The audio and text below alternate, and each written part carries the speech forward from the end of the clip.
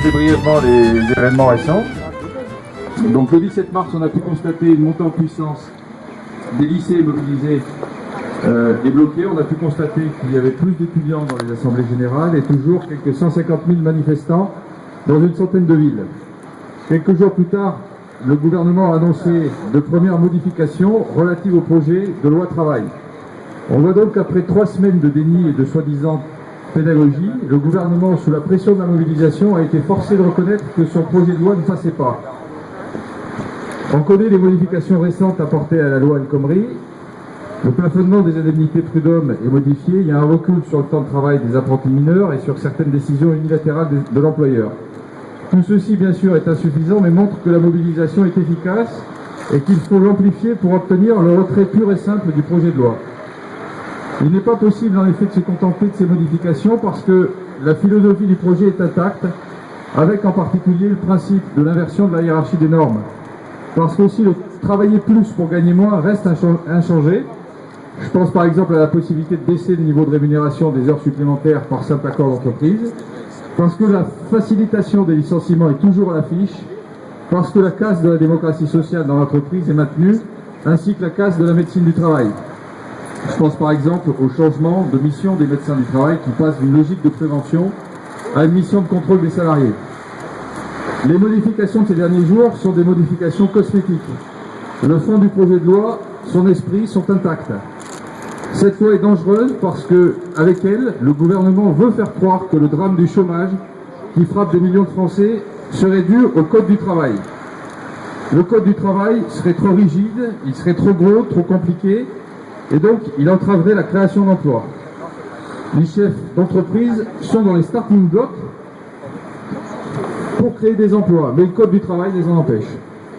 Il faut donc lui faire subir une cure d'amaigrissement, et pour tout dire, idéalement, il faudrait s'en passer pour pouvoir voir baisser la courbe du chômage. Le Code du travail, qui est une construction juridique centenaire, qui a été bâtie au fil des luttes sociales, et dont la raison d'être est fondamentalement de protéger la vie des travailleurs et d'humaniser le travail, parce que le travail peut être le lieu d'une violence. Ce Code du travail est présenté comme un fardeau historique dont il faudrait se débarrasser. Il est certain que les travailleurs ne meurent plus comme au début du siècle dernier d'un coup de grisou dans les mines. On notera néanmoins qu'il y a chaque année 250 000 accidents cardiovasculaires en France, dont la moitié sont liés au travail. On notera aussi que des millions de Français sont concernés par ce qu'on appelle le burn-out, qui est une forme d'épuisement professionnel. Et donc, aujourd'hui comme hier, on a besoin du Code du travail. Cette loi qui veut le faire passer pour une des causes du chômage en France, alors qu'il est un rempart qui protège les travailleurs, cette loi est un mensonge. Toutes les raisons de poursuivre la mobilisation sont donc réunies, plus que jamais, et il faut se donner rendez-vous la semaine prochaine pour une grande journée de grève et de mobilisation le 31. Voilà, merci.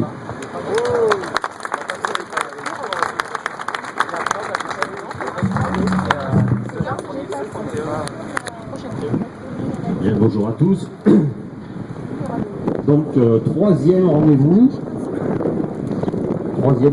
sur toujours le même thème, la loi travail.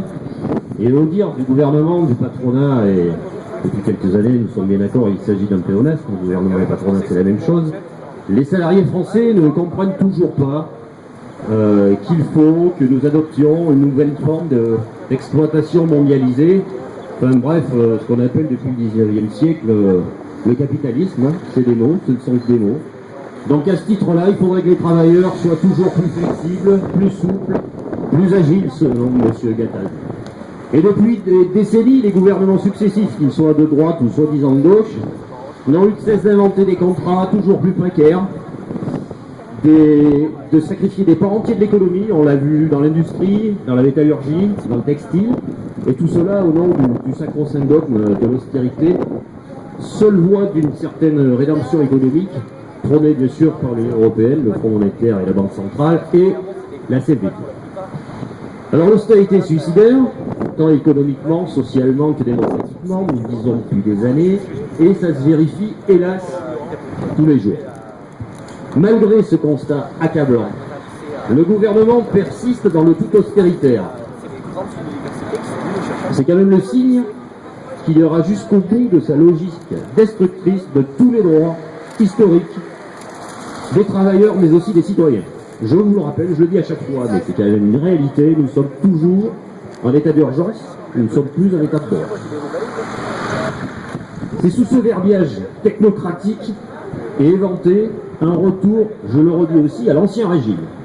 Ce ne sont pas que des mots, camarades, ce sont hélas des faits.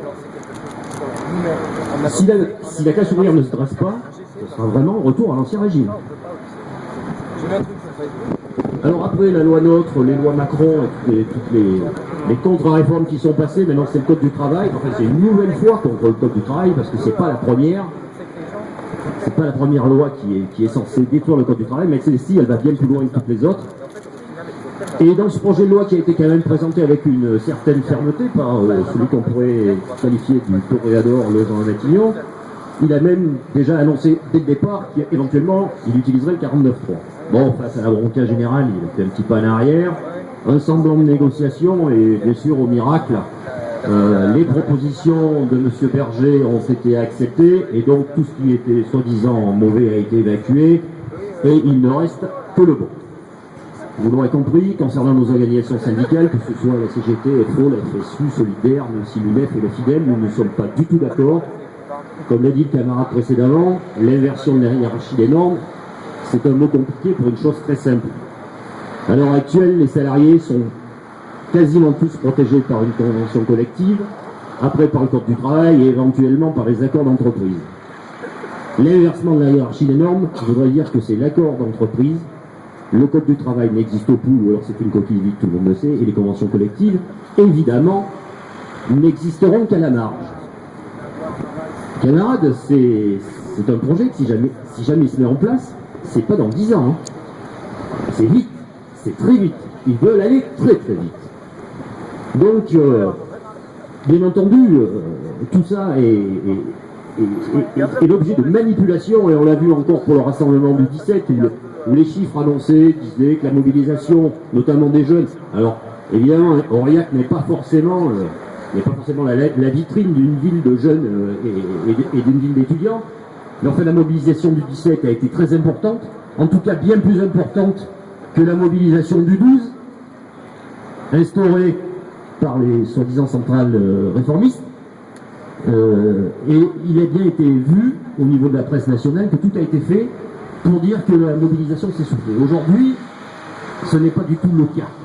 La mobilisation est loin de s'essouffler, car ce projet est un pas de plus vers la destruction totale par un gouvernement réactionnaire aux ordres d'un patronat tout aussi réactionnaire, des dernières conquêtes de la classe sociale et de la classe ouvrière, je veux dire, des dernières conquêtes sociales qui datent de 36 jusqu'à 45.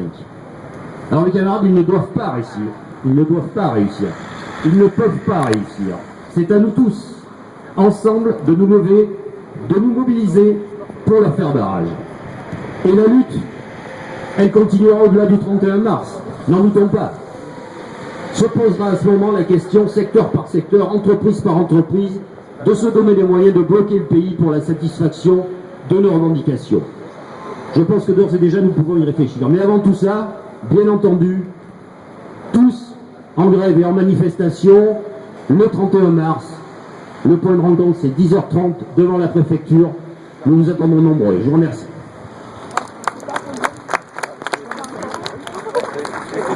Bonjour à tous, merci d'être venus aussi nombreux. On espère qu'on sera encore plus nombreux.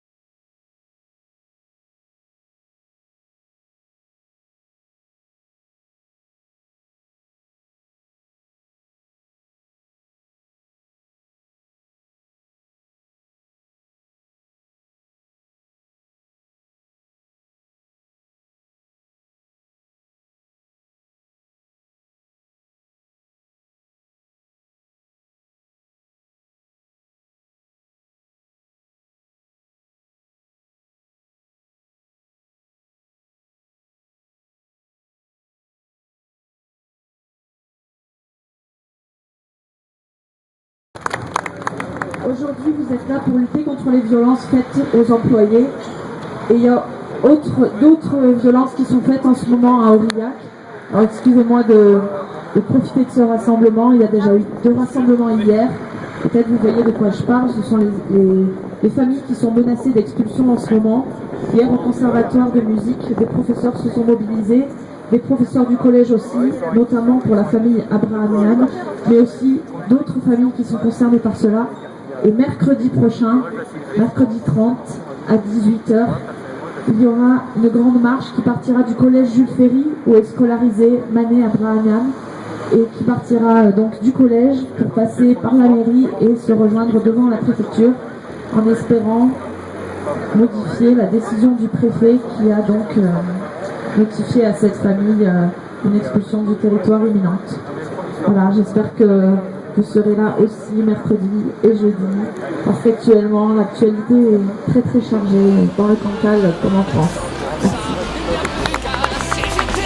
Qu'on ose encore parler comme ça, doit être à la CGT pour avoir un accent comme ça.